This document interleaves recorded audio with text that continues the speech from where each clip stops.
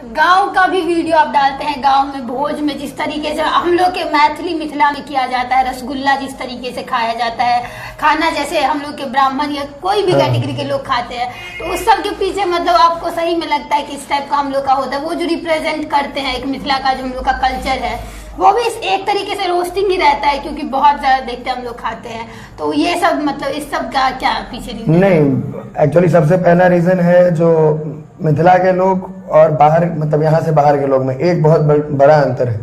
जैसे आप बाहर के लोग जो होते हैं वो अपने लिए कमाते हैं, खुद के लिए कमाते हैं, जो खुद को ये करेंगे वो करेंगे। मिथिला के लोग जो है वो इसलिए कमाते हैं, मान लीजिए मेरे घर में कोई भोज है, कोई जनेऊ है, मुरन है, शादी, तो वो कोई 5 लाख, कोई 10 लाख, कोई 50 लाख खर्चा करता है एक रात में दूसरे को खिलाने के लिए। ये जिगर मेरे हिसाब से कहीं और के लोगों में नहीं है, ये मिथिला के लोग ही हैं जो ऐसा कर सकते हैं। कर्जा लेके भी बहुत लोग ऐसा करते हैं। ठीक है ना, हिम्मत होना चाहिए। खाने के लिए सब तेज है, खिलाने वाला चाहिए, वो मिथिला में ही है, बाकी जगह नहीं है। अच्छा, तो ये लगता है कि ये अच्छी चीज है? हाँ, अच्छी चीज है। अब बाहर के लोग को 2 रसगुल्ला खिला दो, उनका बीपी वीपी बढ़ जाता है।